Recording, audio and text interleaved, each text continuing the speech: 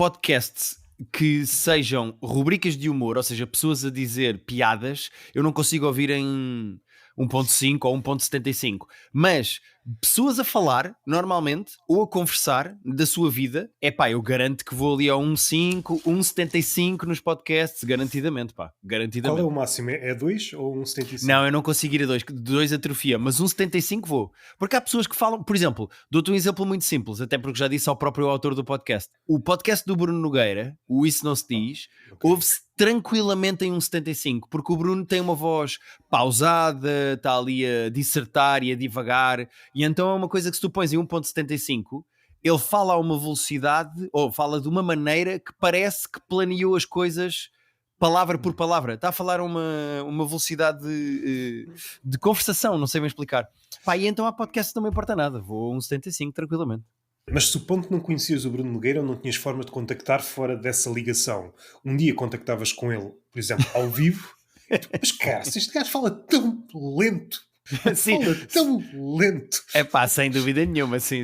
Às vezes depois há assim esse desfazamento meio esquisito de voltar a ouvir um podcast que tu costumas ouvir a 1.75 a uma velocidade normal, parece que a pessoa está bêbada ou que acordou ressacada nesse dia, é esquisito. Supondo que já houve incrementos, tu quando começaste a ouvir a uma velocidade superior à normal, começaste por que velocidade? 1,25? E eu não sei se há mesmo um crescendo como se fosse droga, não é? Agora vou Pois pôr é, só mais essa um é a tese que eu bocadinho. estou a tentar lançar. Pois, não, eu acho que experimentei 1.5 em podcasts em que eram 2 horas de conversa com este humorista e eu pus 1.5 e experimentei e é de género, eu não estou a perder, estou concentrado na conversa, não estou a perder nada, estou a conseguir acompanhar, ok, dá perfeitamente 1.5 e foi a partir daí. Ainda não dei Concordo o salto para o contigo. 2. Se calhar, se voltarmos a falar daqui a um ano, podes-me dizer, já estou no 2 e já estou a enviar e-mails para as plataformas para haver a opção até 2,5. Sim. Mas podcast não me faz confusão. Mas, por exemplo, a Netflix há uns tempos pôs a opção de tu veres uma série em 1.5. E eu... é completamente parvo da minha parte, mas eu acho 1.5 em séries algo que eu condeno veementemente, mas podcast já acho normal. Ou seja, quem sou eu para estar aqui a falar, não é? Mas não será, tentando fazer aqui uma espécie de advogado estagiário do diabo, porque ele há de ter advogados melhores, Sim. parece-me que é pela velocidade do discurso. Ainda para mais, não sei se veio da rádio aquela necessidade de preencher todos os silêncios com qualquer coisa. Isso funciona porque o silêncio parece que perturba, mas se começasse a fazer citações tipo frames da comunidade de cultura e arte, daquilo que o radialista está a dizer, percebes que em cada frame diz-se pouca coisa. A nível de frase musculada, não ficas com vontade nenhuma de arrancar aquela frase e tatuar ou levar... Não há assim nenhuma frase que sobressaia. Em contrapartida, sei lá, uma coisa mais... Ainda há dias voltei a ver um programa que dava na RTP1 com o filósofo Agostinho da Silva, Conversas Vadias. Aquilo é um programa, pai, de 20, 30 minutos. Aquele programa, a relação que ele tem com as palavras é totalmente diferente daquela que nós temos hoje. Uma espécie de escadinha, mesmo aqueles que têm uma ligação mais ou menos com o texto, não têm uma afinidade assim tão grande, quando comparada com estas figuras que desapareceram da televisão, dando o exemplo da televisão. Não será essa a segunda razão? Nos podcasts de conversa, ou chamados de conversa, a ideia que me dá é que normalmente não é uma ideia, é a ideia e depois dás 5 ou 6 versões da ideia, andas ali numa espécie de caldo de redundâncias. É o mesmo que acontece com as séries de Netflix. Se tu perdes 1 ou 2 ou 3 minutos, tu não perdes. Tu não chegas ao fim da série, porra, aqueles 3 minutos que eu passei à frente não percebo nada. É engraçado isso que tu estás a dizer que... Aquilo que há, eu acho que esse nome até já foi lançado, não sei se é canónico, que é séries para ver em duplo ecrã. E nós temos podcasts para ouvir em terceiro ouvido, não sei. Qualquer coisa, coisa muito distante. Tu não precisas, só precisas de picar de 2 em 2 minutos. Se calhar, agora fazendo a crítica, o problema, se quisermos, pode ser na velocidade, se formos mais amigos de uma rapidez, mas também pode estar na própria conversa, que está tão manca que podes ir e vir e não perdes grande coisa. Concordo a Mal 100% tem quem faz contigo. podcasts. Eu acho que os podcasts estão a tornar-se uma moda de podcasts que são pessoas a falar da sua semana avulso. Olha, aconteceu-me isto, depois aconteceu-me isto e depois fui Sim, aqui. estão a verbalizar a agenda. Exatamente.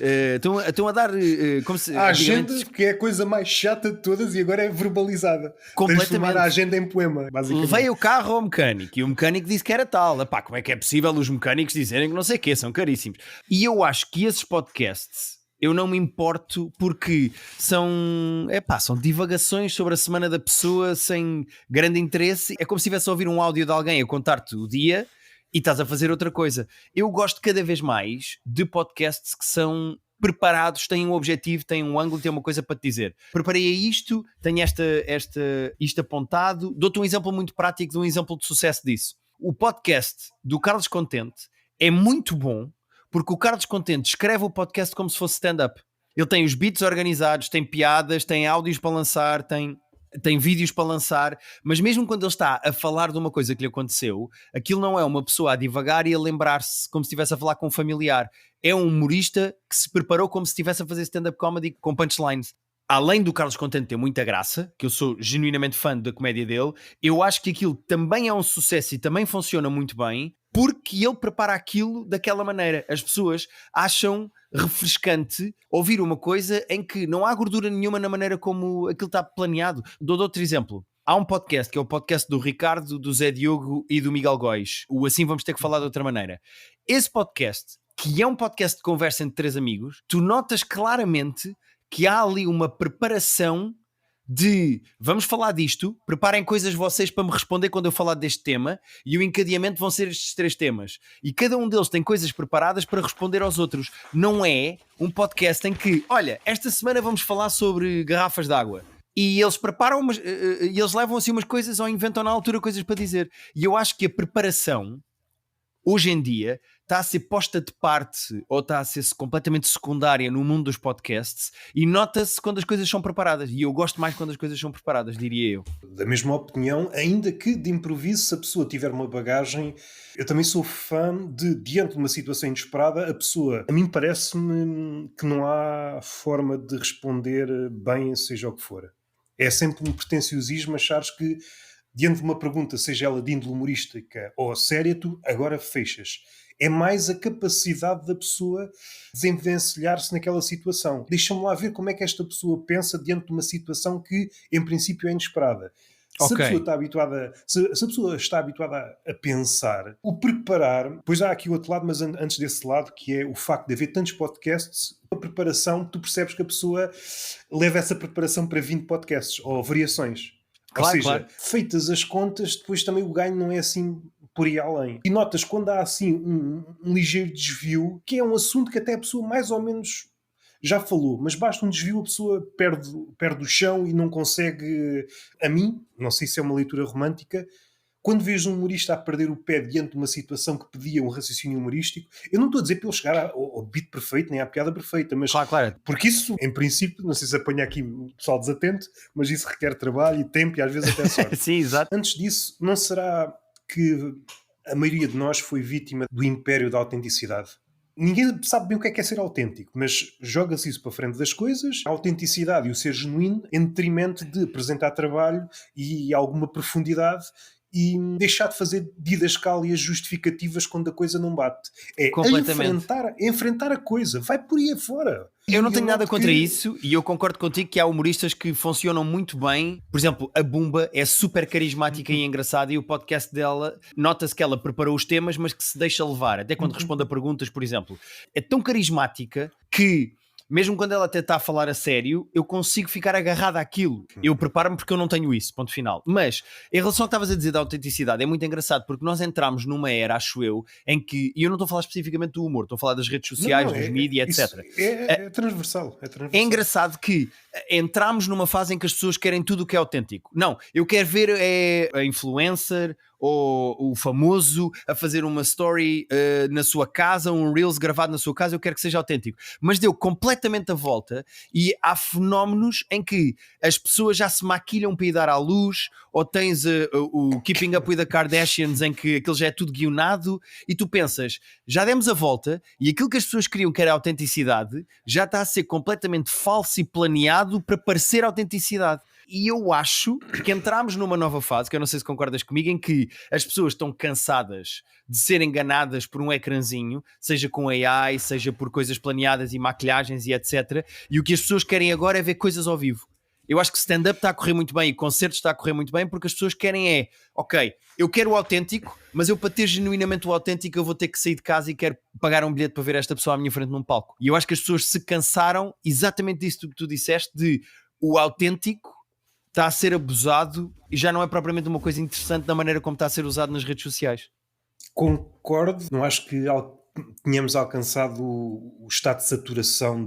Até acho que o facto, aquilo que tu disseste, de estarmos cansados, de estarmos enganados, parece-me que foi isso que motivou abraçarmos esta ideia, que é uma ideia fluida da autenticidade. Parte mesmo daí. Nós, de há uns tempos a esta parte, de há umas décadas a esta parte, talvez até pela publicidade, sentimos que as relações que nós tecemos com pessoas, celebridades, coisas, há sempre ali um fator de assim que eu toco na coisa, a coisa vai-se revelar outra cena. Ok. E nós agarramos a autenticidade.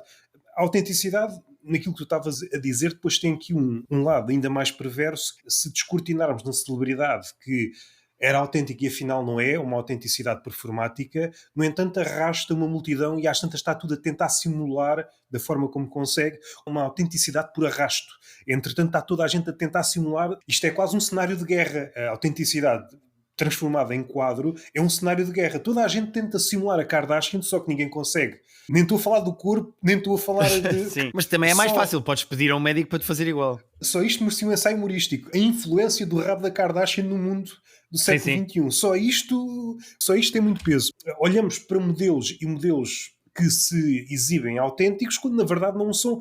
Qual é a crítica que podemos fazer? O sentido crítico da maioria de nós ausentou-se. Porque era fácil perceber que essas pessoas, desde o início, que não estavam a ser autênticas, e eu estou a utilizar a definição mais bamba possível, não estou a tentar ser rigoroso, dava para ver. Certamente já assististe isto vezes sem conta no dia-a-dia, alguém que está a gravar um vídeo com amigos, a coisa mais alegre do mundo, acaba a gravação, é um olhar macambúzio. Enquanto há uma objetiva, vamos fazer de conta que somos transcendentes, a gravação para...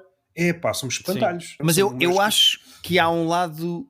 Vou trazer a conversa de volta para a comédia porque... Mas só dando este detalhe, eu acho que o que disseste é verdade. Continuamos, se calhar ainda com mais força, à procura de algo realmente palpável. Também não sei se é no palco que nós encontramos, porque eu acho que vai acontecer outra desilusão mais à frente. Isso persegue muito o homem contemporâneo. Encontrar a coisa mais autêntica, mas volta e meia damos-nos conta, porque quando um comediante sobe ao palco, não está a ser autêntico. Não está autêntico. Pois era isso que eu ia dizer. Era isso que eu ia dizer. Mas quanto mais parecer que eu estou a dizer um texto pela primeira vez, melhor o texto é recebido pelas pessoas. Sim, isso é verdade. O stand-up tem que parecer genuíno. Se eu estou pasmado, assustado, irritado com alguma coisa, tem que parecer genuíno. E quando tu fizeste um texto 50 vezes para o fechares e depois vais fazer um solo e as pessoas vão ver isso, tu tens que ir buscar o mesmo entusiasmo, porque se tu deixares de acreditar no texto, ele também vai ser entregue de uma maneira pior e as pessoas não vão achar tanta graça. Eu não estou a falar disso. Eu não estou a falar desse lado em que as pessoas sabem que estão a ser enganadas, mas não se importam. É como vês teatro. O que eu estava a falar, quando estávamos a falar no tema anterior, era especificamente... Dou-te um exemplo. Quando as pessoas começaram a ver o primeiro Big Brother, era fascinante ver as pessoas reais dentro de uma casa. O Zé Maria dentro de uma casa. Atualmente ver o Big Brother, ou a Casa dos Segredos, ou lá como é que se chama, já é como ver uma novela, porque as pessoas já sabem como é que se comporta, os códigos, já vão lá para ficarem famosas, já sabem que se forem o vilão da história vão ganhar um certo tipo de trabalhos e de carreira. Ou seja, aquilo já não é ver as pessoas verdadeiras fechadas numa casa, já é ver uma novela em que as pessoas estão a fazer personagens que viram a acontecer dentro daquele género de casa. E eu acho... E falo por mim, mas o que eu sinto dos meus amigos e das pessoas da minha bolha é que as pessoas estão cansadas de ver coisas performativas através de um ecrã e que as pessoas estão à procura outra vez de experiências reais. Querem ver concertos, querem estar a experimentar concertos, querem ver teatro, querem ver stand-up comedy ao vivo. Eu acho que as pessoas estão outra vez à procura de experiências ao vivo e eu fico contente com isso porque também são as minhas favoritas, principalmente dentro da cultura no geral. Não traz em mim um antagonista, confirmo. No entanto, eu acho que continua a ser um engano, mas se calhar mais uma vez é uma postura romântica pensando no comediante, como se passeia em vários formatos e parece que é a mesma pessoa. Ou seja, é muito difícil alguém que tem um podcast, às vezes a solo, às vezes com um grupo de pessoas, depois tem stand-up. Parece que o tom é mais ou menos a mesma coisa, mas encalhando conhecer aquele comediante, tu percebes, ele é outra coisa. Só que percebeu que estas frequências são que funcionam em comédia, não devia estar preocupado. Mas a maioria das pessoas está porque pensa que é um engano. Parece-me que há outro problema ainda com a autenticidade. Desemboca numa espécie sei lá, de prática do eu. Às tantas tornas-te biógrafo do teu umbigo. Toda a arte, Sim. grande parte da arte tornou-se tudo centrado no eu. Sim. O género literário que mais vende é a autoficção, muitas séries é tudo centrado, é uma perspectiva mais fechada e parece-me que, não sei se estou a ter, se estou, há outros que tiveram uma visão tão errada quanto a minha, mas no meio deste percurso todo a imaginação foi cilindrada. Parece-me que é um reverso do império da autenticidade. A autenticidade depois desemboca, eu quero ser mesmo aquilo que sou, supondo que eu consigo. E vais esquecendo da ligação com o outro, e é na ligação que há a possibilidade de seres outra coisa. E a imaginação é uma espécie de constelação de ligações com outras coisas. É uma frase ou uma ideia que é pouco proveitosa, porque ninguém fica bem na fotografia, mas a nível de imaginação, toda a arte perdeu nos últimos anos. Está mais palhafatosa, mais centrada no eu, a relação com a palavra. Aquela batalha entre a estética e o texto. Parece-me que o texto definhou em muito. Comparando os melhores exemplos de todas as áreas para trás e os melhores exemplos atualmente, parece-me que houve um definhamento. Figuras na televisão, as figuras que estavam em prime time na televisão, podes também contra-argumentar que é uma questão de estilo. Poderá ser. A autenticidade cria aqui outro problema, não sei se foi na conversa com o Miguel Neves, não sei se vou citar corretamente, tu lançaste o beat sobre a questão de viver no interior. Sim, que é o beat dele, não é? Sim. Exatamente. E tu estavas a tentar ir buscar o beat, começaste a dizer o beat, e ele achou engraçado porque nunca tinha ouvido o beat numa voz toda dele. Sim. Para ele era estranho. Qualquer coisa aqui com a autenticidade e o facto do estranho não ser estranho, que depois parece-me que a médio e longo termo vai afunilando o número de linguagens que nós achamos engraçados. Isto no cinema também se vê. Hoje é quase prática. Tem de ser uma linguagem. Acho que logo no início dessa conversa com o Miguel Neves no teu podcast, andaram muito à volta da linguagem escrita e da linguagem falada. Hoje, a linguagem falada, no stand-up também, mas no cinema, deve ser muito próxima à do dia-a-dia, daquela... Sim, mas não só, porque houve cineastas ir para um sítio completamente contrário a criar uma linguagem nova. Parece-me que atualmente há menos margem para, diante da linguagem ou das várias linguagens que há no dia-a-dia, deixa-me lá arranjar aqui outra forma. Parece-me que a autenticidade também tem este calcanhar daquilos. Há um porta-estandarte de isto é ser autêntico, depois há cópias, variações, e perde-se realmente a capacidade de ser outra coisa. Dei aqui um bolo de coisas, podes pegar para onde quiseres. Sim. Não, tu estavas a falar da cena de... Vou voltar um bocadinho atrás, tu disseste ali uma coisa que eu acho interessante e que eu já falei no meu podcast numa ideia, que é a ideia dos humoristas serem acompanhados em vários formatos. Quando tu gostas de um humorista, tu acompanhas esse humorista em vários formatos. Dou-te um exemplo prático, o Vítor Sá. Tu gostas do Vítor Sá, tu tens o stand-up do Vítor Sá, tens o Cubinho em que podes ouvi-lo a conversar, tens o Prata da Casa em que ele está a fazer jogos e a falar de futebol, tens o Desnorte em que ele fala da semana dele. Ou seja, tu podes acompanhar o Vítor Sá em vários formatos. Eu acho que os humoristas têm, atualmente, todos, não estou a falar do Vítor Sá, dei o exemplo do Vítor Sá para falar das várias vertentes, mas os humoristas têm, acho eu, a ideia de que stand-up comedy é o end goal, é tipo o topo da pirâmide das coisas que o humorista devia fazer. E eu percebo que financeiramente isso possa ser de facto o mais rentável. Se tu esgotares salas muito grandes, é de facto muito rentável. Mas eu acho que nós temos de começar, como humoristas, a perceber que há humoristas que são excelentes em podcasts e que são excelentes conversadores. Há humoristas que se calhar são excelentes como convidados de panel shows. Há humoristas que se calhar são ótimos a escrever e que deviam escrever mais. Há humoristas que são bons em stand-up comedy. Há humoristas que são bons a fazer personagens e que são bons atores. Mas nós todos parece que queremos seguir sempre mais ou menos o mesmo caminho, que é fazer stand-up comedy e ter um podcast sozinho. E nem todos vamos funcionar das mesmas maneiras. Não há medo, acho eu, não há problema. Nós descobrimos exatamente como é que conseguimos estar mais à vontade e a nossa persona cómica funciona melhor. E eu acho que isso é um trabalho que nós, quando o nosso mercado da comédia continuar a abrir como está a abrir, continuar a haver cada vez mais gente a acompanhar, cada vez mais dinheiro a entrar, cada vez mais formatos diferentes, e eu acho que os humoristas vão começar a perceber, espera, eu ando a tentar fazer stand-up comedy, e se calhar stand-up comedy não é para mim, eu sou muito bom em panel shows, ou em palco com vários humoristas a fazer improviso, ou sou bom a escrever séries, e não há problema nenhum nisso. Não temos que ir todos no mesmo caminho amarelo de Dorothy. Acho que podemos todos perceber exatamente qual é que é o melhor formato para nós. E estamos todos com medo de sair daquilo que nós estamos a ver os outros humoristas a fazer. É genuinamente o que eu acho. E mesmo dentro desses formatos, não é pelo facto de estar a falar sozinho no podcast, tem de ser necessariamente uma cópia, por exemplo, do Ar Livre antigo, a versão... Claro, sim. Ou seja, há formas de brincar... Não é pelo facto de... Ou seja, nada está fechado. É possível dar uma guinada e sim, parece-me que esse medo é mesmo estar presente em todo o lado e se calhar até dava aqui outra... É possível até que, ao fazer isso tudo, por exemplo, não dá em stand-up, porque ainda não encontrou a forma. Mas se calhar daqui a 10 anos, por exemplo, o Jorge Scali, no início, fazia parte do elenco das manhãs. Ele até começar a ganhar gosto pelo que estava a fazer, ele demorou um bocado.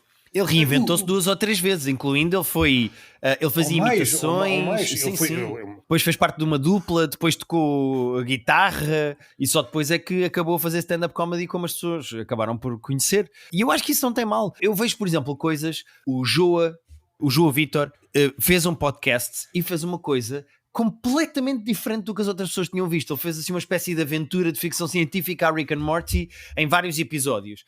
E aquilo foi tão diferente, foi tão giro, foi tão original e foi tão divertido de acompanhar, que tu de repente olhas para ali e dizes assim, o Jô não tem que tentar fazer outra vez um podcast sobre a sua semana. Não, tipo, é isto que o Jô quer fazer e o Jô encontrou ali uma linguagem dele, assim meio com sketches e coisas inventadas. E aquilo é tão divertido e diferente. Sou muito fã do Jô, gosto muito dele. Fiquei muito contente ao ver aquilo do Jô, em perceber que o Jô não tentou ir atrás do caminho dos outros e tentou perceber o que é que o divertia e o que é que ele gostava de fazer e o que é que ele queria explorar. E eu prefiro ver um humorista a falhar numa coisa que lhe dá gozo a fazer do que ver um humorista a ter sucesso a fazer uma coisa que mais humoristas fizeram. É o meu ponto. É evidente quando se fala nestes termos, sobretudo nos nossos anos, é sempre visto como pretencioso. Mas seja como for, com maior ou menor ambição, o humorista faz coisas e essas coisas podem ser denominadas obras. Talvez não seja despreciando quando se olha para trás, ficou aqui qualquer coisa. E às vezes a noção que eu tenho é que a maioria faz até projetos às vezes com notoriedade, mas assim que aquilo termina, morreu. Não deixa descendência, não tem ali vigor. Aquilo foi uma espécie de hipnose coletiva. Assim que acabou, não há vontade nenhuma de regressar àquilo. O caso do Jô, nesse projeto que é mais pequeno, parece-me que ele vai sempre olhar para aquilo como mais uma coisa que fez ao longo do percurso. O lado prático é que se calhar não extrai... Esta frase é tão presente no stand-up como em quase tudo. Com o tempo vai conseguir diferenciar os bons dos maus. Só que nós, como estamos numa velocidade muito rápida, há muitos bons que caem pelo caminho. Depois há médios que nunca chegam a ser bons porque desistiram no meio, e depois há maus que continuam maus e são vistos como bons. Desculpa, voltei. Em princípio já me estás a ouvir. Não ficou nada a meio, acho que foi... Estávamos a falar, acho que terminámos o raciocínio. Desculpa. Entretanto já vim para o pé do router principal porque senão isto não ia dar. Pronto, já estou aqui.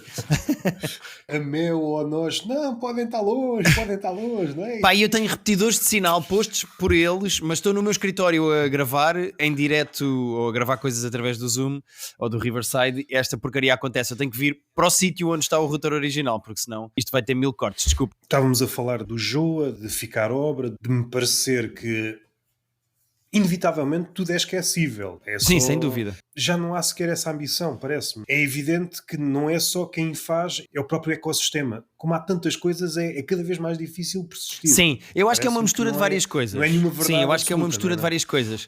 Eu acho que as pessoas, ao mesmo tempo que têm vontade de fazer coisas diferentes e arriscar, também é muito complicado tu arriscares, porque tu precisas de fazer coisas que te garantam mais ou menos que as pessoas vão comprar bilhetes ou que és conhecido para poder pagar as tuas contas. é um grande risco uma pessoa que não tem carreira ou nome, não consegue fazer muito dinheiro a fazer noites em bares, arriscar um formato completamente diferente e esperar que isso seja o bilhete dourado do Willy Wonka para irem para a fábrica e ficarem milionários. Portanto, a maior parte das pessoas tenta, é como os atores que dizem que fazem um filme pelo dinheiro, um filme pelo guião que lhes parece interessante. Eu acho que os humoristas também procuram isso mais ou menos, que é, ok, vou fazer esta campanha para esta marca porque me dá dinheiro para os próximos meses e vou tentar fazer este projeto para o YouTube porque isto é uma coisa que eu tenho vontade, mesmo que isto que falhe. E tu estás constantemente a viver entre uma coisa e a outra. Eu acho que só humoristas mais estabelecidos, com mais dinheiro, podem começar a procurar projetos um bocadinho mais diferentes. E, por exemplo, o Bruno Nogueira é um humorista que, quando chegou a um patamar de segurança financeira e de carreira, arriscou em coisas, umas funcionaram, outras não, mais diferentes. Há outros humoristas que não têm vontade de arriscar e que sempre fizeram o que gostam. Pá, desde que tu estejas confortável com o que estás a fazer, isso é o mais importante, não é? Mas eu acho que também há esse lado capitalista, vou dizer assim, tu precisas de pagar as tuas contas e não podes propriamente andar aí a arriscar para sempre, na esperança em que tudo o que tu faças é só artístico e depois não tens maneira de pagar as tuas contas, não é? Eu percebo, por um lado, os humoristas que olham para o panorama hoje em dia de como é que eu vendo bilhetes para as pessoas me verem e como é que eu chego ao público, e de repente estás numa rede social como o TikTok ou o Instagram em que estão 70, 80, 100 humoristas em Portugal a pôr reels de crowd work ou do seu último beat, e tu pensas, como é que eu consigo fazer barulho num sítio onde já estão 100 a gritar? Eu percebo perfeitamente essa dificuldade. Portanto, eu também não censuro os humoristas que dizem, pá, ok, vou fazer este formato mais comercial porque assim trago mais gente para a minha comédia e depois posso fazer o que eu quiser em palco. E eu, pá, ok, eu não condeno, eu percebo perfeitamente que é assim que se joga o jogo também. A médio e longo prazo, que se deve fazer depois a humoristas, ou melhor, o humorista deve fazer ele próprio, é se realmente chegar a esse patamar, em cenários vá mais caseiros, nós damos desculpas a nós próprios para tal e tal não acontecer. Às vezes, chegando a esse patamar, depois percebe-se que o humorista nunca teve fome de arriscar. É como aquela, não sei se é uma comparação amigável. Ok, excelente, é a minha palavra favorita neste momento. Pode. Mas aquela pessoa que quase todos os anos diz, epá, eu gostava tanto de ler, diz-me aí uma forma para começar a ler mais, e o ano passa e depois passam 2 anos, passam 10, pode-se convencer que tem pouco tempo, pode convencer-se que os livros são caros, pode convencer-se, são pretextos, alguns com maior peso, outros com menor, mas convence de certas coisas. Mas se por acaso consegue, olha, agora estou desempregado, agora até estou perto de uma biblioteca, e depois dá-se conta que afinal não queria ler. Estes 2 casos já estão documentados, não que tenham morrido, não estão biografados, mas o Ricardo Luz Pereira e o Bruno Nogueira. Esses, de alguma forma, produziram filhos. Sejam filhos no stand-up, filhos na forma de escrever. Podemos dar exemplos do Pedro Teixeira da Mota, do Carlos Coutinho de Vilhena e até, por exemplo, João Pedro Pereira. Parece que falta vigor ao entregares-te completamente. Porque tu disseste essa frase ainda esta semana, acho que foi no Humor à Primeira Vista, que o Henrique Dias estava a dizer 4 para eles e 1 para ele. Eu acho que nunca chega a aparecer um para ti verdadeiramente. Não sei se é utópica, mas um comediante de stand-up... O stand-up é sempre diferente. Parece-me que não há ninguém a fazer stand-up contrariado. Parece-me. Ou seja, há sempre... Epá, pois, espero que não. Há pessoas que o fazem porque sabem que vão ganhar muito dinheiro, mas não estão contrariados a fazer, não é? Espero que não. Também seria engraçado, não, isso era muito giro. Uma pessoa que não queria nada estar a ir a palco e está a ir. Isso era hilariante, sim. Somando ao facto de ser muito bom, mas ser contrariado. As pessoas pedem para eu fazer isto e pagam muito dinheiro, eu faço, pronto, está bem, eu não gosto de fazer isto. Mas eu não gosto nada desta porcaria, pá. Está de algum jeito. Pondo noutros termos, um solo mais mainstream e um solo indie. Sem pretensões nenhumas, não tinha cedências de nenhuma ordem. Isso aconteceu, seja na literatura, seja no cinema. Um gajo, de repente, este aqui, não cede nenhuma vírgula. É isto que eu quero. Às vezes pode ir completamente ao lado, outras vezes é uma obra-prima. Os outros desaparecem todos com o tempo e é aquilo que fica. Todos os anos, todas as décadas, chegam novas pessoas para ver aquela obra. Este tipo de audácia é que me parece que às vezes falta ao humorista. E nem estou a pensar, porque é uma coisa que me parece que seria engraçado em parte, mas naquela pujante discussão entre a estética e o texto, o humorista que era muito ligado às crónicas. Não há assim... Tirando aqueles que desde o seu início vão por aí, eu não me recordo de ter ouvido ninguém, pode ser falha minha, num podcast, o que eu queria mesmo era escrever crónicas, merda para isto tudo. Pois, claro, não, sem dúvida. Eu acho que convencionou-se que o stand-up é o endgame, é o topo da pirâmide, como eu estava a dizer. E de facto, há acho eu, ou estamos cada vez menos com espaço para coisas em que o texto seja o principal. Eu acho que agora há cada vez mais coisas. De antes os formatos eram todos muito mais escritos, livros, crónicas, peças, etc. E agora as coisas, lá está, não sei se isto cola bem com o que nós dissemos da autenticidade ou não, mas as pessoas também gostam de ver crowdwork, gostam de ver o humorista a falar com as pessoas em palco, gostam desse lado. E eu continuo a ser um fã de ser surpreendido por ângulos cómicos e boas punchlines. E atenção, parece que nesta guerra dos estéticos contra os do texto, que eu não ligo a estética. Obviamente que eu gosto de coisas com bom aspecto, não é por aí. Mas a base de tudo para mim tem de ser sempre o texto. A base de tudo não tem que ser o Kevin Hart estava com um ganda casaco ou o cenário estava incrível. A base tem que ser o texto do Kevin Hart era bom ou não. E depois, se calhar, olha, a roupa dele era porreira.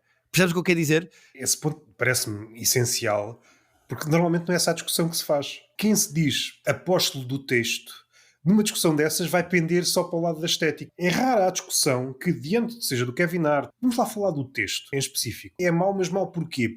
Já foi feito 50 vezes só nos últimos 2 anos. Mesmo dizendo que somos fanáticos do texto, nós depois falamos em termos estéticos. Nem que seja pelo facto de aquilo que aparece à nossa frente é um empratamento. Claro, nós comemos com os olhos, claro. Sim. Houve aqui uma inversão. É como se o texto fosse a estética da estética. É o adorno da estética. E olhem para esta citação. Naqueles museus mais vanguardistas, de repente está um projetor a projetar, passa a redundância, uma frase. E aquilo está com umas luzes. Quem entra ali, assim mais atarantado, isto são fãs do texto. Não, mas a frase é uma frase de merda. Sim. Uma frase de merda, aquela pirotecnia toda. Está assim uns sons assim, está umas luzes que piscam, espelhos. A frase, banalíssima. E eu acho que muitas vezes caímos nesse engodo. Mesmo aqueles que são amigos do texto, entre aspas, ou mesmo sem elas, não se dão conta o quão abandonaram o texto. Eu não sei exatamente quem é que estás a pensar ou se queres dar exemplos para eu perceber exatamente o que é que tu queres dizer, mas eu noto que há humoristas e são aqueles com que eu tenho mais rapport, acho eu. Acho que sou mais amigo em termos cómicos desses humoristas. Há pessoas que estão preocupadas com o texto. Há humoristas que estão preocupados com o texto. E eu não sei, depois aqui podes ser pessimista ou otimista. Eu não sei se... Eu acho que sou otimista. Mas, e é engraçado uma pessoa dizer eu acho que sou otimista. Exatamente, nunca nenhum otimista disse isso. Eu acho que sou. Eu acho que sou otimista, mas eu acho que a partir do momento em que há cada vez mais gente a acompanhar stand-up comedy, e quando tu tens exemplos no estrangeiro a virem para cá, não só fazer espetáculos presencialmente, mas também tens cada vez mais acesso à comédia no YouTube, nas plataformas de streaming, etc. Mas a partir do momento em que cada vez mais gente conhece mais humoristas, eu acho que a certa altura as pessoas vão começar a perceber elas o que é melhor e o que é pior. As pessoas estão a ficar mais educadas, que é uma palavra que eu não gosto, mas estão a ficar com mais referências do que é bom e do que não é. E eu acho que isso eventualmente é bom, e eu acho que o mercado da comédia, a certa altura, obviamente vais continuar a ter fenómenos que nós humoristas conseguimos olhar e dizer, mas isto não tem... Isto é o quê? Isto não é nada. Continuas a ter o pimba, não é? Da comédia. Mas eu acho que eventualmente as pessoas vão começar... O que é que eu quero dizer com isto? Eu acho que vamos chegar a um ponto em que fenómenos mais meta, ou mais underground, ou mais fora, as pessoas com mais educação de comédia vão começar a apreciar. Um Nuno Mesquita, um João Vitor, um Miguel Neves. Eu acho que há fenómenos de comédia que as pessoas vão começar a apreciar, e a comédia, em vez de ser 4 ou 5 nomes que as pessoas conhecem porque lhes chega pela televisão, a partir do momento em que abres completamente a lente para a comédia, as pessoas vão começar a perceber, ok, isto é giro, eu gosto de ver estes humoristas a esgotar arenas, mas experimenta ir ao Comedy Club e ver aquele Nuno Mesquita a fazer 10 minutos. É tão fora, aquilo é muito giro porque é tão diferente, e eu acho que nós caminhamos para aí. E fico feliz com isso. Fico feliz das pessoas poderem ver cada vez mais coisas dentro da escrita da comédia e dos amantes de comédia e de escrever comédia. Concordo contigo, no entanto, como és guionista, sabes que sem conflito não há história. Não tem por aqui o ponto. Essas pessoas são vistas enquanto bicho estranho porque houve várias camadas e só agora ou daqui a uns tempos vão ser realmente entendidos porque, ok, dominaram os básicos, o intermédio e de repente já sabem aquela linguagem. Mete a comédia sem saberes as bases da comédia, tu não Não, percebes, claro, é claro, só um claro, sim. gajo louco. Vai refinando. Não me parece que a maioria das pessoas acompanha este processo, porque todo este processo é um processo de depuração. Ou seja, a pessoa tem que saber uma coisa, depois a outra, depois a outra, depois a outra, e conjugar e chegar ao fim para perceber agradavelmente uma figura como Miguel Neves, que também não precisa de perceber todo, não é? Não há essa. Desde que percebas em parte, mesmo um comediante, como um livro, tu não precisas perceber todo. Desde que percebas para te rir, já Claro, é claro. mau. Não estou a dizer ao stand-up comedian para ser o gajo mais profundo. Partes do princípio que o público partilha a mesma linguagem Uhum. contigo.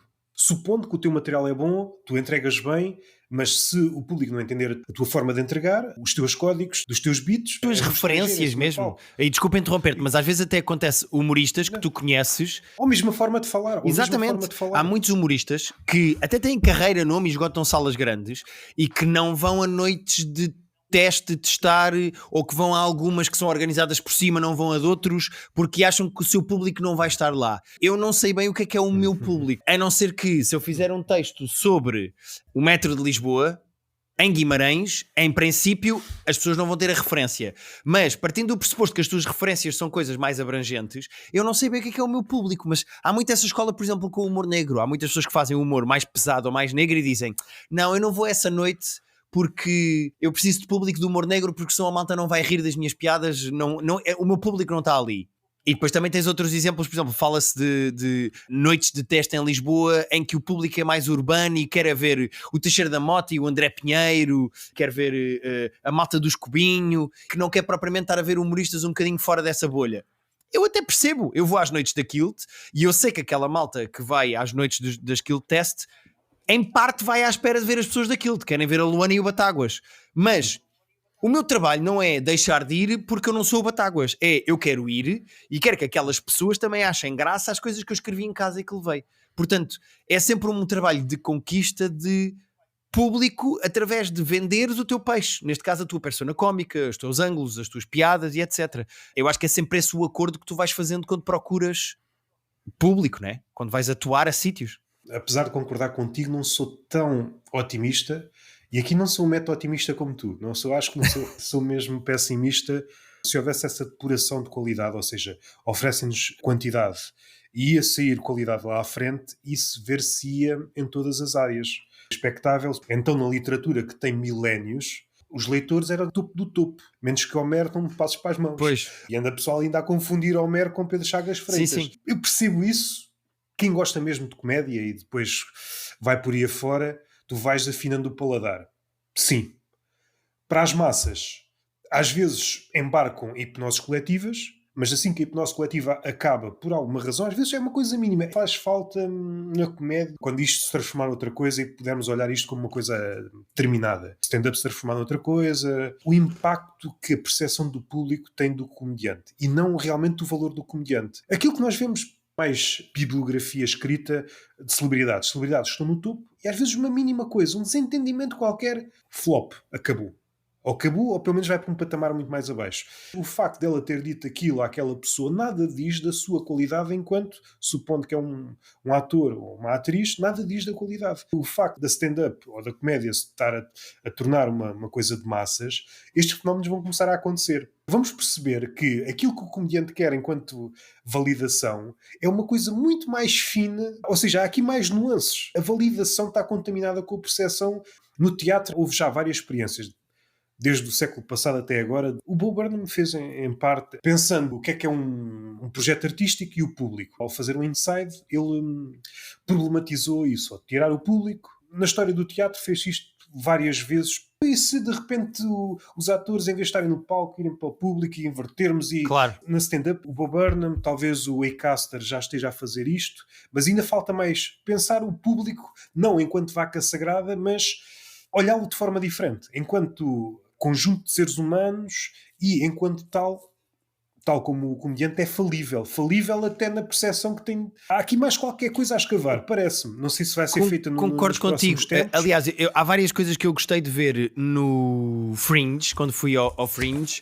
Por exemplo, gostei muito de ver o Eddie Pepitone, que fez um espetáculo de 1 hora. Epá, Pá, Ganda ele é gajo, espetacular. ganda gajo, Ele fez um ganda gajo. espetáculo de 1 hora em que os últimos 15 minutos era ele a fazer heckling ele próprio. Ou seja, ele faz 45 minutos de texto e depois sentava-se no público e fazia heckling a ele próprio, respondendo, fazendo uma espécie de callbacks ao texto, mas criticando as piadas que tinha feito, a dizer coisas do género. Tu sabes perfeitamente que aquilo que sentiste não foi isso. Tu sentiste sozinho e triste. Aquilo era uma espécie de terapia com heckling, com callbacks. Pá, uma coisa estranhíssima. E eu acho que É isso mesmo que eu estava a dizer. percebo. Bom E exemplo, eu acho bom que exemplo. falta, na comédia, em Portugal, começarmos a explorar essas coisas, que eu acho que não tem mal nenhum. Mas para responder ao que tu disseste antes, eu acho que nós somos pedantes. Bom exemplo, está disponível para se Epá, ver não sei, eu assim, lembro-me de ver isto lá, eu não sei se online? ele eventualmente depois fez isto mesmo no espetáculo e gravou, não te sei dizer, desculpa. Mas eu acho que nós somos os dois, principalmente nós os dois, podemos ser considerados dos maiores pedantes e eruditos e nerds da comédia, porque nós não conseguimos falar de outra coisa e aborrecemos muito os nossos amigos com a questão do texto e de queremos ver boas piadas e etc. Sim, deixa-me só fazer esta parte. Até acho que foi o Ricardo Araújo Pereira, numa conversa, e concordo com ele. Aqui concordo em absoluto. Não é por ser ele, mas pelo facto daquilo ter ressoado. Também é estranho o humorista, fazendo aqui pandan com as tuas palavras, também é estranho o humorista nunca falar de humor. Ah não, sem dúvida, sem dúvida. Eu acho que falta... Porque isto não acontece nos outros ofícios. Até estranho. Um escritor que não fala do seu ofício. E no humorista ele ou fala muito ou não fala. O não falar para mim é muito Completamente, mais eu estranho. concordo a 100% Eu contigo. perce- Faz-me muita confusão ver humoristas que não têm curiosidade sobre a comédia, não querem acompanhar, saber o que é que se passa, etc. Olha, Mas o que eu ia dizer ponto essencial, completamente, eu ponto acho que a essencial. curiosidade é a base do nosso trabalho. Mas o que eu ia dizer era, nós não somos bons exemplos do que é o espectador comum e normal de comédia. Sim, Porque é verdade. nós somos fãs de comédia. Há pessoas que são só fãs de comediantes. E é uma grande diferença entre nós e as pessoas que compram bilhetes. Ou só de nomes, Exatamente. né? O ser comediante é uma espécie de consequência, não é? Eles gostam daquela pessoa, logo. Exatamente. Nós gostamos de comédia no geral e queremos ver boa comédia, seja de quem for. Há pessoas que são só fãs do humorista X e que querem ver esse humorista e Sim. que querem acompanhar a carreira desse humorista. E não há mal nenhum disso. Eu não acho que haja mal nenhum disso. Nós não temos de ser todos entendidos em comédia para comprarmos bilhetes para ver stand-up. De todo. Nós é que temos uma visão muito mais, acho eu, fechada daquilo que procuramos quando vemos comédia, que é, pá, eu quero ser surpreendido numa área em que eu tenho muitas referências e muitas bases e acompanho muitas coisas, e por isso eu considero uma pessoa do texto, porque eu quero ver texto que me surpreenda, porque aquilo que eu procuro quando vejo comédia são principalmente bons ângulos cómicos, mas boas punchlines e rir-me com ser surpreendido, até porque tu, para te rir, tens de ser surpreendido pela punchline, e nós já ouvimos tanta coisa, já acompanhámos tanta coisa, que é normal que estejamos mais interessados no texto do que propriamente, lá está, na estética ou o que seja. Vou dar aqui um exemplo que parece que não tem nada a ver, mas eventualmente há de haver uma ligação ou não. Ou então é só uma parte que vale por si só. Recentemente vi um documentário, O Lixo Fora do Lugar, ou qualquer coisa Ok. desse género. Está na Filmin. O documentário é de 2022, tal como o título indica, sobre o lixo. Lixo, até dizer chega, lixo assim por todos os lados. Lixo na Índia, lixo nos Alpes, lixo. À exceção de uma parte em que documenta um tipo, eu agora está-me a faltar o nome, aquelas bicicletazinhas, às vezes adaptadas na China, em que Os rickshaws. não será um rickshaw, mas há de ser da família Ok. do rickshaw. Adaptado para levar lixo, pois aquelas ruas são tão estreitas que não dá para passar carro nenhum. E foi a única parte do documentário em que houve ali umas falas. Tirando isso, nas quase 2 horas de documentário, sem fala nenhuma. Dei-me conta, aliás, já tinha dado conta algumas vezes, mas mais forte nesse sentido. Se houvesse diálogo, se houvesse falas naquele documentário, tudo estava a mais. Tudo estava a mais. E agora, transplantando isto para a comédia, às tantas também estamos a falar de mais. Seja em podcast, seja em cima de palco. Naquele caso em específico, se houvesse um narrador, se houvesse entrecortado com diálogos, ia estragar aquilo tudo. Ia estragar Sim. aquilo tudo. Nada podia adicionar a uma imagem, eu não sabia, como eles transportam lixo nos Alpes, está lá em cima, num patamar lá em cima, e depois o caminhão do lixo é colocado com umas correntes no teleférico, vai no teleférico, em baixo, e vai muito lento. E esta imagem, onde está a câmara, tu vês um caminhão Ok. de lixo a ser transportado e de repente cá em baixo há uma igreja, tudo branco. Não digas Sim, mais sim. nada. Não digas mais nada. É isto. Transplantando para os nossos ofícios, em stand-up se calhar é mais difícil, a não ser que seja muito rente ao físico, mas na comédia eu noto que temos muito medo do silêncio. O medo do silêncio a ponto de dizemos demasiadas palavras e as palavras, quando são ditas, estava aqui a tentar fugir, ser mais generalista, mas vou dar o exemplo que talvez fique mais entendível. Outra das falhas dos podcasts de conversa, em virtude do medo do silêncio, o comediante não se cala, não tem muito vocabulário, enche as falas de boletas linguísticas. Sim. Mais uma vez, recortasses e enviasses para a comunidade de cultura e arte, rejeitavam porque o que é um tipo, mas já... Imagina, Sim. isto não é São nada. boletas, estás a preencher o espaço, claro. Às vezes é aflitivo. Se cortares um minuto, não há ali nada. Vais depurando, vais cortando as muletas, uma palavra perdida ali no meio. Aqui sofremos em maior ou menor grau. Devemos recuar mesmo muito. Há muita coisa que nós estamos a dizer que não serve para nada. Mas tu notas que há humoristas que se especializaram em contenção de texto. Por exemplo, o Todd Barry, a Maria Bamford, o Jeselnik. Tu notas que são humoristas que o trabalho deles foi especificamente tirar a gordura toda e focar-se no texto. E são humoristas de quem eu gosto muito de acompanhar, porque são ótimos nisso. Esticando a tua tese, são humoristas que de alguma forma, não quer dizer que agora, mas têm ali alguma ligação com o onliner. Quando um comediante tem parte do seu trabalho, ou partiu da onliner, às vezes depois esticam-se, por exemplo, o Dimitri Martin está no processo, não sei se já está, mas eu recordo de ouvir um podcast há 2 anos, em que ele estava a abandonar aquele estilo conhecido onliner para um estilo de storytelling, qualquer coisa. O último que eu vi dele, que acho que está na Netflix, se eu não estou em erro, ainda era bastante o formato Dimitri Martin do costume, sim. Isso que estás a dizer, para alguém que é da one-liner, não há hipótese. Pois, não claro. Estás a fazer mal. Quando faz essa transição é difícil porque o registro de storytelling é mais balofo, mesmo tendo uma atenção à palavra. Mas caso o comediante consiga ultrapassar essa suposta diferença, o texto vai ser do caraças. Mais uma vez, se calhar estou a ser romântico. Eu gosto sempre de fazer este processo. Está bem que a stand-up não é 100% texto, mas agrada-me a ideia de, se o comediante quisesse, supondo o Guilherme Fonseca, que é a pessoa com a qual eu estou a falar na terceira pessoa, não sei porquê. Para mim, excelente. No final do Amigável, eu gosto mesmo deste texto. Isto até ficava bem em livro. Pequenas alterações, nem que seja mentalmente, não estou a dizer que isto é concretizável, mas isto está tão bom, isto ainda seria mais estúpido, isto já dava um comentário. Tu estavas quase a lançar o sol e davas-te conta que aquilo era tão bom que nem valia a pena ir fazer o sol. E depois o documentário era os agentes, a malta toda. Porquê? Não está bom, sim, vou estragar. Mas tu tens vários humoristas que lançaram livros do seu texto de stand-up comedy, desde Carlin, tens o Seinfeld, há vários. E eu acho isso interessante, quer dizer que o texto, tu depois tens a entrega deles, mas o texto era muito bom. Há humoristas que tu, se transcrevesses e publicasses em livro, é de género. O Kevin Hart é um exemplo máximo disso. Eu acho o Kevin Hart muito mais engraçado do que o texto dele. O Kevin Hart é muito engraçado. Ele como ator cómico é engraçado. Eu gosto de o ver a fazer coisas. E até me rio a ver fazer stand-up. Mas não é por causa do texto. De todo. Não é o forte dele. Eu acho que aquilo não é nada. Se ele lançasse um livro com as piadas, os beats transcritos... Pois, aquilo não era nada. Não era mesmo nada. E abrias o livro e não tinha lá nada. Sim.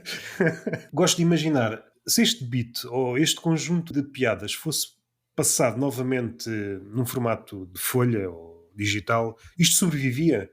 E muitas vezes não sobrevive. O stand-up não é só a escrita, é a entrega, claro, é tudo. O carisma, se bem que eu cada vez gosto menos desta palavra. O carisma tens é de mesmo dizer como os branding. jovens agora, tens de dizer aura. Ainda falta alguém fazer um beat sobre isso, englobar estas, um engodo do caraças. O carisma é uma espécie de branding. Pertence ao grupo de palavras abstratas. Tinhas a pátria, tinhas essas coisas, que ninguém sabe o que é que quer dizer, mas serve. Até que chega um ponto em que aquilo ganha tanta conotação negativa e é por isso que já não vem carisma, tem aura. A aura agora está a ser carregada de conotação, vai chegar a um ponto em que é lançada no lixo como se fosse levado um tiro na nuca por um cartel mexicano e agora fica aí num canto e vem outra. Não me alongando, ainda não tenho nada de muito certo a dizer sobre isso, mas o carisma ou a aura é quase visto como intrínseco da pessoa e não é algo que é conquistado. Este comediante tem carisma ou não tem? Quando na verdade, se analisar, por exemplo, mesmo o Louis C.K., se tu fores ver gravações lá atrás, ele não tinha carisma nenhum. Aquilo que nós entendemos como carisma, a tentativa e erro, até ele depurar, até ter ele confiança naquilo. Ou seja, se víssemos nas primeiras atuações, este gajo não sabe entregar esta merda, o gajo não tem carisma nenhum. É só um ruivo a perder cabelo. Envolvidos 10, 15 anos, e o gajo tem um carisma, deve ter sido sempre assim. Não, não foi sempre assim. E mais uma vez as percepções. A nível de história é muito mais memorizável. Este gajo sempre foi assim, pronto, está feito, foi Sim, abençoado. claro, ele nasceu assim, já era um bebê carismático quando saiu da mãe, claro. Enquanto os bebés dizem a primeira palavra, ele foi o primeiro. Exatamente, sim, ele fez logo. Eu concordo contigo que as pessoas não conseguem me explicar o que é carisma, mas há de facto pessoas que têm uma energia e que chamam a atenção e que enchem uma sala. Eu não sei o que é isso. Eu não sei o que é isso. É uma coisa meio religiosa, quase. É uma coisa meio etérea, não sei. Mas há de facto pessoas que chamam mais a atenção do que outras. Naturalmente. Concordo contigo até naturalmente. Porque naturalmente, conheço algumas pessoas que atualmente são vistas como carismáticas e eu tenho o historial do início e não eram vistas enquanto tal. Ou seja, houve aqui um percurso. Se foram uma feiticeira não sei onde, se fumaram uma droga qualquer para ganhar carisma, mas o certo é que não eram entendidos. Acho que fomos nós que altura. começámos a olhar para essas pessoas de maneira diferente. Às vezes basta isso. Basta a nossa percepção daquela pessoa mudar um bocadinho, acho eu. Por muito que divagamos à volta. Não, de todo, até porque não conseguimos descrever o que é. Não conseguimos dar uma definição a carisma, portanto é bastante complicado. Nesta discussão e noutras, aqui não, porque nós não vamos construir discussão à volta do carisma, ou seja, não é uma base, porque aí tornava-se problemático. Quando tu não defines uma coisa e depois começas a construir um edifício argumentativo, mas tu nem sequer definiste isto, já estás. Que é um erro grosseiro que acontece, sei lá, entre jornalistas ou problemático. Tu estás a defender uma ideia que depende desta palavra. De concordarmos conceito, todo o que é que quer dizer, porra. claro. Define primeiro essa porra, porque depois dá-se o caso do pessoal estar a ser a favor, outros contra, mas ninguém sabe o que é que está a defender. Acho lindo. Esse fenómeno, seja do estético e do texto, mas é aplicável em outro lance que eu gostei muito nesse podcast do Miguel Neves, o ser do contra. Às vezes estamos a ser os dois a favor ou os dois contra, só como não definimos bem o contra, cria-se uma espécie de falsa oposição quando devíamos ter definido logo ao início. Sim, claro. Sendo que quando eu falei com o Miguel Neves era especificamente sobre o que se convencionou que é de uma certa maneira. Tipo, é mais por aí, não é? Ou seja, convencionou-se que... Não estou a apontar para ti porque acho que ficou claro. Não, sim. Comicamente é mais fácil de fazer, que é basicamente ser contra a opinião que o maior número possível de pessoas tiver. Aí é mais giro, comicamente, seres do contra. Mas sim, acho que como exercício humorístico é muito, muito, muito divertido tu descobrires a linha e pisares a linha. Isso é mais divertido, por isso é que eu falei sobre isso com o Miguel Neves, mas sim. Concordo em absoluto, não que eu não concordo em absoluto com nada.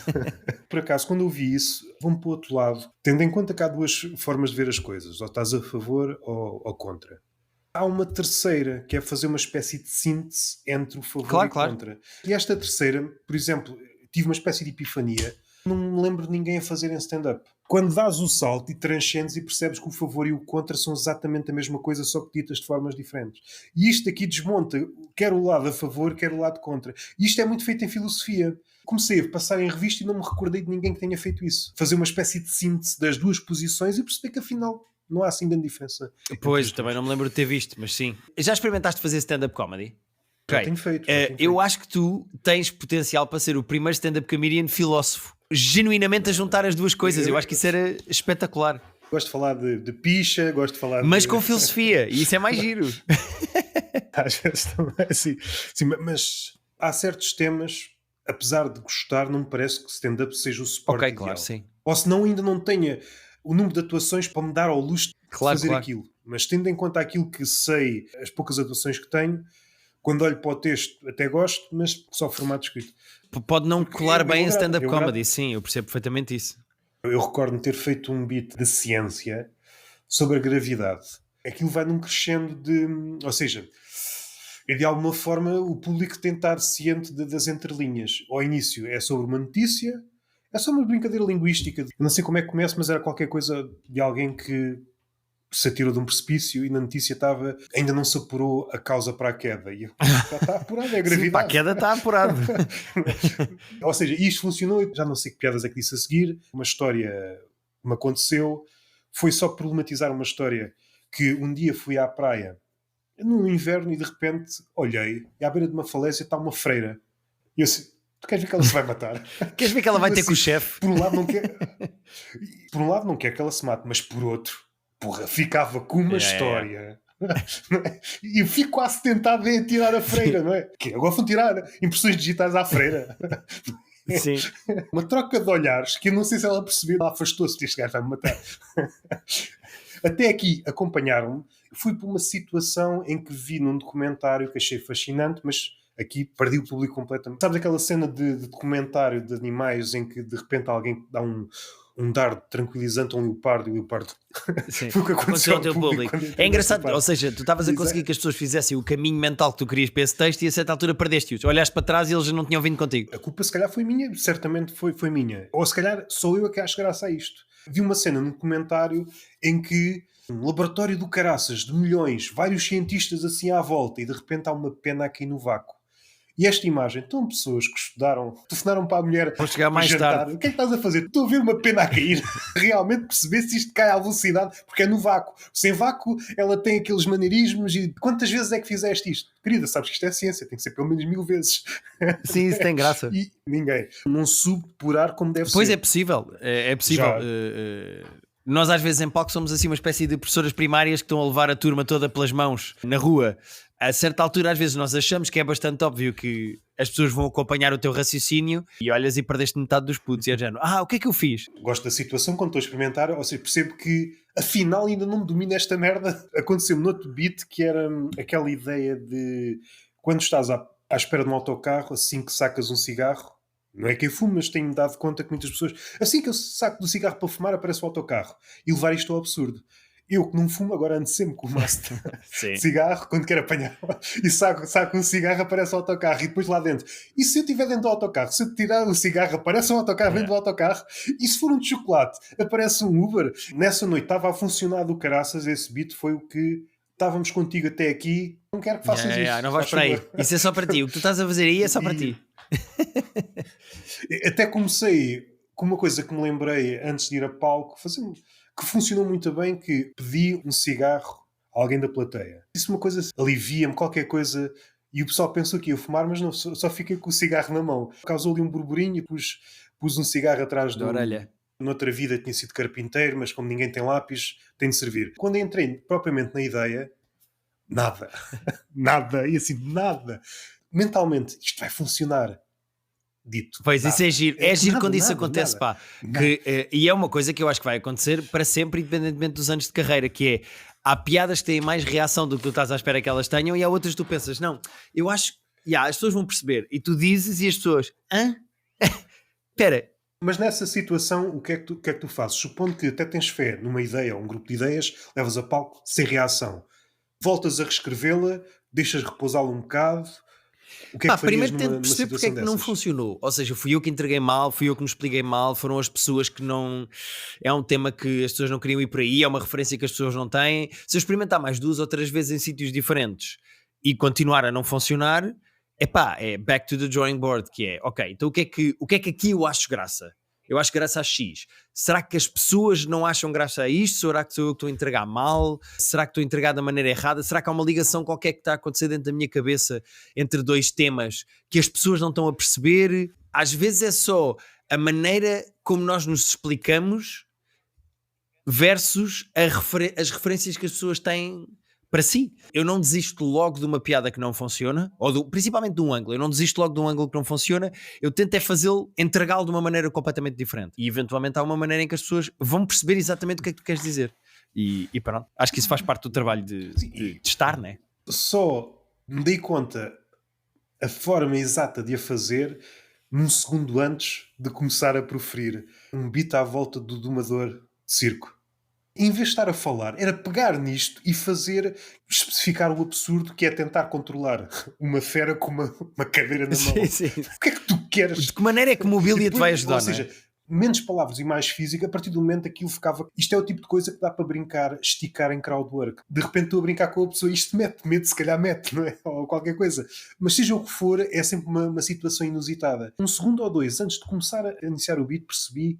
Mas não fui porque já agora quero ver. E não era assim. Ao contrário, quando funciona logo bem à primeira, também é fixe. Excelente. Também... É excelente. Ok, eu consegui escrever isto da maneira certa para toda a gente estar comigo. Ok, excelente, boa, boa, boa. Não sei se essa é a minha favorita, quando achas que tens a coisa fechada e há um dia que abre uma porta e de repente aquilo que parecia fechada torna-se só uma espécie de prefácio. De repente uma coisa que era só 2 minutos torna-se em Sim, 10 sim. ou 15 ou porra, onde é que isto vai? Mas isso aí, pelo menos em mim, só me acontece quando eu já faço algumas vezes aquele beat, já não há assim aquele nervosismo das primeiras vezes e a coisa já pode andar mais solta. Sim, em que já te sentes à vontade para brincar um bocadinho com o texto, não é? As primeiras vezes que eu faço um texto novo servem única e exclusivamente para eu não falhar nenhuma piada do alinhamento. Eu estou super focado em é esta, depois é esta, depois é esta, depois é esta, depois é esta. E a certa altura, quando já tens o alinhamento todo e já sabes que não te vais esquecer de nenhuma piada, é que tu começas a saborear mais ou menos as piadas e a pôr mais pausas, começas a falar mais devagar, já tens mais confiança nas punchlines e então já as entregas melhores. E aí é onde eu começo a surfar um bocadinho a onda. E se me sai ali um improviso pelo meio, se me sai uma coisa qualquer, um add-on, se há ali uma coisinha qualquer, um topper que eu vou pôr a seguir e que me saiu, começa a fazer tenho uma punchline que é alguém a dizer alguma coisa e ainda estou meio dentro daquela personagem e digo mais qualquer coisa, o quê? Funcionou? Ok, então vou acrescentar isto ao texto. Não tem mal, eu não sou contra escrever-se texto em palco, no sentido em que eu acho que a certa altura tu levas um beat fechado e há espaço por onde brincar quando entregas as piadas e saírem de coisas novas. Não há problema em brincares um bocadinho com o texto e é isso que tu estás a dizer. Eu acho que isso é uma boa fase de experimentação de texto. Quais são os critérios que a tua primeira piada tem de preencher? Eu acho que os primeiros critérios que uma piada minha tem que preencher é ser entendido. Podes continuar, mas se calhar expliquem mal. Se calhar mais em solo, mas em todas as atuações. A primeira que vais dizer, assim que sobes a palco, tem de preencher algum critério que as outras não têm? Se é primeiro do solo, sim. Normalmente, eu já falei disso no meu podcast, eu acho que em bares a tua primeira piada tem que ser sobre algo que se passa no espaço, ou sobre o espaço, ou sobre a tua atuação, o teu aspecto. Acho que tem que ser qualquer coisa sobre... Eu ponho na cabeça do público que me está a ver numa noite com 8 humoristas e eu penso, eu sou mais um. As pessoas vão olhar para mim, vão-me julgar pela imagem, vão-me julgar pela postura, pela ordem que eu estou a chegar, se eu sou o oitavo ou o primeiro. Há qualquer coisa que tem a ver com o reconhecimento das pessoas e com o óbvio do que está a acontecer. Às vezes pode ser o bar, já entrei a brincar com a decoração do bar. O Pedro Alves convidou-me para ir atuar a um sítio na Costa da Caparica, em cima da praia. Tinha um nível de umidade estúpido e eu estava de t-shirt e eu disse, bom, só para ficarem a saber, que a umidade está neste sítio, eu entrei com um casaco e isto já é uma t-shirt. Às vezes tem só a ver com o que as pessoas estão todas a viver naquele espaço ao mesmo tempo. Se há barulho, se não há, etc. Num solo, eu acho que tu tens que entrar com uma piada. Eu não gosto de solos que começam com os humoristas a dizer obrigado, boa noite, obrigado por terem vindo, eu adoro Lisboa, obrigado por estarem aqui, ainda bem que chegaram, espero que tenham jantado bem. E entretanto já se falaram 2 minutos e não chegaram a uma piada. Eu em solos gosto de abrir com a primeira coisa que me sai da boca tem que ser uma piada, diretamente. Eu gosto de boas piadas de aberturas em solos e fiz um episódio do meu podcast especificamente sobre isso, porque eu gosto muito de boas primeiras piadas e então eu acho que dedico trabalho extra à primeira piada que digo num solo por causa disso, porque eu gosto de abrir diretamente para uma gargalhada. Eu não gosto de encher chouriços de início, acho que é contraproducente contra aquilo que eu quero fazer em termos de ritmo e de texto, acho eu. Os Monty Python têm vários sketches à volta disso. Uma suposta etiqueta, há um sketch em específico em que ele está a apresentar a determinada pessoa e o nome dele é tão longo, que quando acaba de referir o nome da pessoa importante que supostamente vai falar, acaba o programa. Sim. E isto às vezes em cerimónias acontece. Comediante, bom dia, boa noite, não sei o quê, e depois há uma interação qualquer com o público, e entretanto perde ali 5 minutos, avança. Vou dar este exemplo, um poeta. O tipo de escritor mais conciso é um ourives da palavra. E depois é apanhado numa situação em que está numa apresentação do livro a falar como um selvagem do seu próprio livro, ou seja, foi conciso no livro e depois está a disparar para todo o lado no nonsense. A melhor forma de dizer aquilo que querias dizer está no livro. E depois vais de improviso e completamente ao lado, parece outra pessoa. No poeta, que é o exemplo extremo de concisão, depois é apanhado a falar tropeções, é umas muletas linguísticas, às tantas nem sabe bem o que é que está a dizer sobre o livro. E o comediante, aquele pelo menos mais amigo do texto, muitas vezes é apanhado nessa esparrela. Depois acontece qualquer coisa, as luzes, há um gajo que diz qualquer coisa, fazia-te um filho, uma coisa desse género. Ok, mas o texto... Sim, o Jeselnik, por exemplo, é um gajo que praticamente não reage a nada que aconteça, é bastante robótico, tem um texto para entregar, chega lá e entrega esse texto. Pá, eu não vejo nada de mal nisso. Nem toda a gente tem que ser como o Pedro Tochas, por exemplo, que eu vi há muitos anos, que era um gajo que era super reativo a tudo, a uma gargalhada, a uma pessoa, a uma luz que pescava, e isso também, isso é outro tipo de humor, não é? Mas eu acho que não tem mal nenhum tu seres...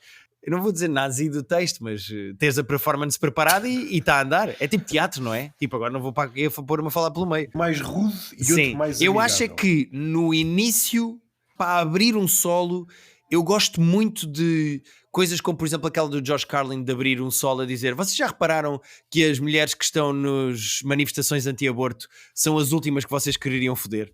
Esta piada, para abrir um solo, para dizer boa noite às pessoas, é do género: olhem, eu vim para isto, o meu tom é este, eu trouxe isto, portanto preparem-se, sentem-se e acompanhem. Mas além de ser uma piada, marca o Exatamente. tom. Nós, enquanto pessoas que já viram muita comédia, tinha sempre graça alguém que lança a primeira piada nesse tom e depois ir para outra coisa completamente à parte. Tu estás à espera disto e depois de repente o gajo só faz beat de passarinhos e de flores e de borboletas e...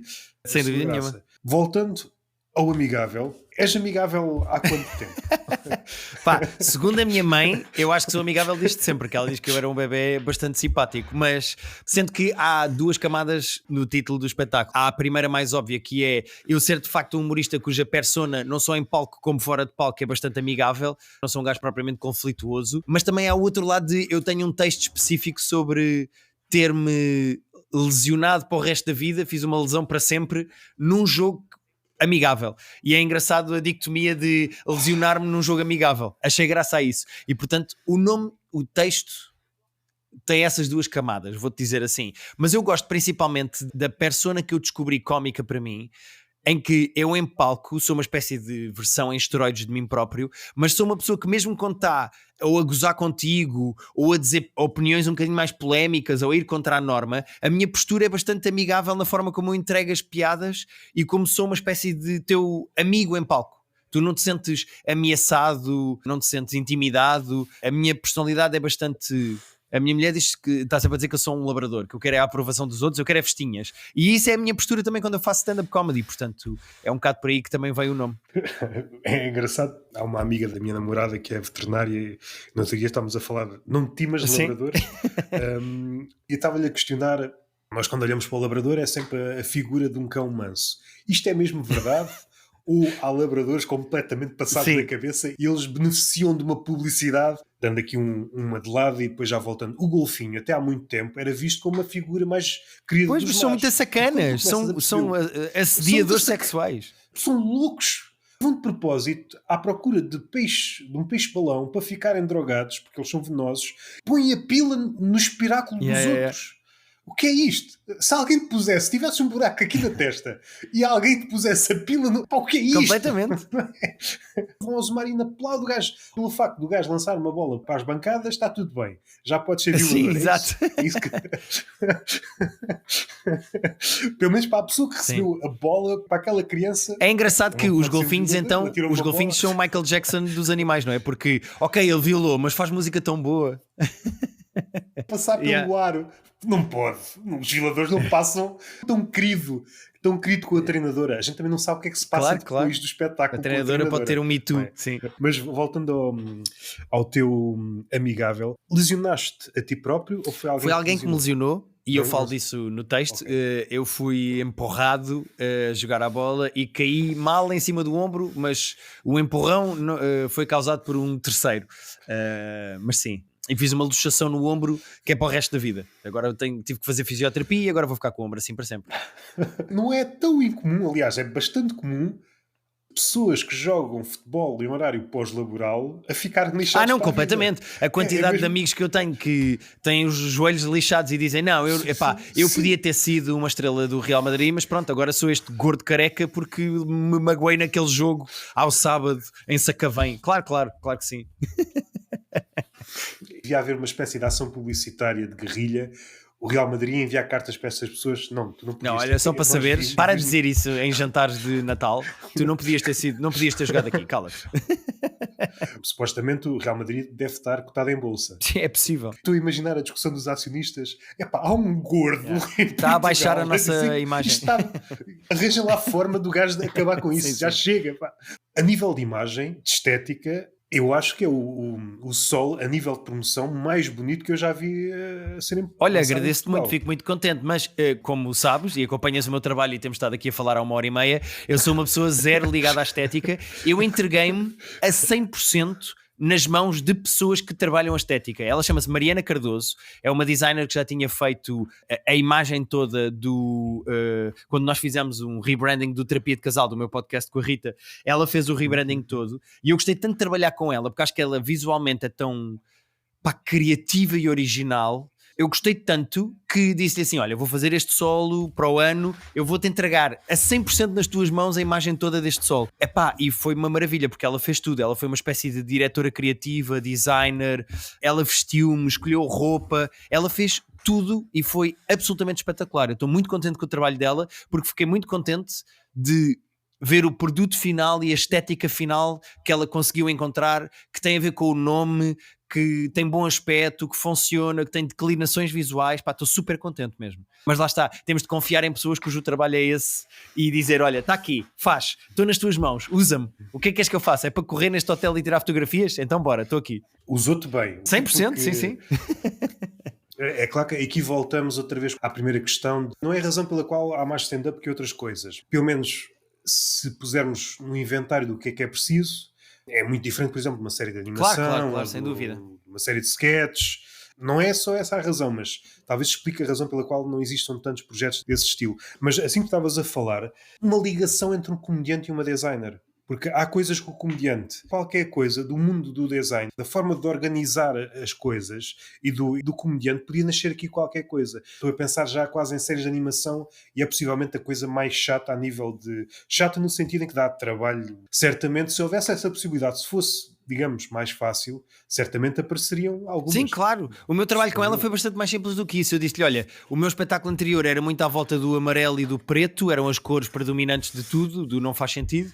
Eu queria ir mais para uma coisa mais azul, branca, preto ou azul escuro, queria ir para essa zona. E depois mandei-lhe imagens de alguns cartazes de solos que gostei, entreguei-lhe isso, e ela fez o trabalho dela que foi brilhante, na minha opinião. Eu gosto mesmo muito do produto final. Expliquei-lhe de onde é que vinha o título, expliquei-lhe o que é que queria dizer, contei-lhe a história do ombro e da minha postura, etc, etc. E ela fez o trabalho dela de designer. Tive que pôr prompt na Mariana e depois ela fez o trabalho dela. Excelente. A Mariana não existe, é muito... Sim, exatamente, sim. Mas foi isso. Não sei se queres dizer mais alguma coisa do Sol. Tenho sempre receio que podes ir para um sítio em que não queiras revelar, por isso estou Não, eu texto, não vou dizer nada sobre o texto. Obviamente eu não quero estar a estragar porque é que as pessoas se divirtam, mas estou muito contente. Queria entrar mesmo, estou numa fase em que eu queria entrar mesmo numa regularidade de ter um Sol de 2 em 2 anos e de o trabalhar exatamente como o mito de Sísifo, que é, quero chegar ao dia do solo, fazer o solo, andar com ele na estrada, gravá-lo e a pedra cair outra vez e eu ter que escrever outra vez 1h15 de texto totalmente novo, que foi o que fiz do anterior para este. E estou muito contente com o texto que escrevi, estou muito contente com o produto final, que acho que é esta hora de comédia. A partir de agora o meu objetivo é sempre vender nesta tour mais bilhetes do que vendi na anterior, ganhar pessoas, conquistá-las, mostrando o meu trabalho do qual estou orgulhoso. É um trabalho de anos e anos e anos e anos, que eu quero ser um velhinho de 80, 90 anos, olhar para trás e dizer assim, olha, fiz um solo de 2 em 2 anos, tenho aqui 30 solos, há para aí 8 que são muito bons, mas estou contente com o que deixei para trás e com este trabalho de escrita consecutiva de solos, de me sentar e de produzir e testar uma hora nova de stand-up. É isso que eu quero ser velho, olhar para trás e ver. É o meu objetivo no futuro. Para fechar, para trazer uma nadinha de polémica, a lista que fizeste esta semana no teu podcast trouxe-nos muitas pessoas, olha, aconteceu dois tipos de coisas. Aconteceu pessoas que vinham dizer, olha, a comparação que tu fizeste, para te dar um exemplo, o dizeres que o Eduardo Madeira é o Adam Sandler, foi na mousse, eu consigo perfeitamente ver. Ou pessoas que me vieram dizer, olha, o exercício foi muito giro, não concordo praticamente com nenhuma escolha que tu fizeste. E repara, há ali comparativos que eu fiz que eu acho que só fazem sentido mesmo dentro da minha cabeça, eu não os consigo explicar. E há outros que, por exemplo, é um bocadinho injusto para o Teixeira da Mota compará-lo com o Kevin Hart, porque eu acho que o Teixeira da Mota tem texto mais trabalhado do que o Kevin Hart, mas ao mesmo tempo a aura de rockstar e de arenas e a energia faz-me lembrar o Teixeira da Mota, ou seja, há comparativos que não são 100% perfeitos e há outros que são muito mais 100% perfeitos. Pá, e eu cingi-me a americanos porque são os mais conhecidos, mas aquilo foi só um exercício divertido que na verdade nem todos fazem sentido, mas foi divertido fazer. E de te acompanhar quando vieres cá ao Algarve, supostamente será em Faro, não é? Quando vieres cá na Sim, segunda sim, volta, na segunda não é? volta do solo irei ter uma data no Algarve e acho que vai ser a Faro, sim. Acho que estamos falados. Acaba como quiseres, diz a frase que quiseres e terminas. Olha, queria-te agradecer a ti teres-me convidado. Obrigado, gosto sempre de vir aqui conversar contigo e de ver essa cama atrás de ti repleta de livros. É sempre um prazer vir aqui conversar contigo. E queria que as pessoas fossem a Ticketline e procurassem a cidade que melhor lhes aprouver para verem o meu sol, porque gostava muito que as pessoas vissem, porque estou muito contente do texto que escrevi. E acho que é isso.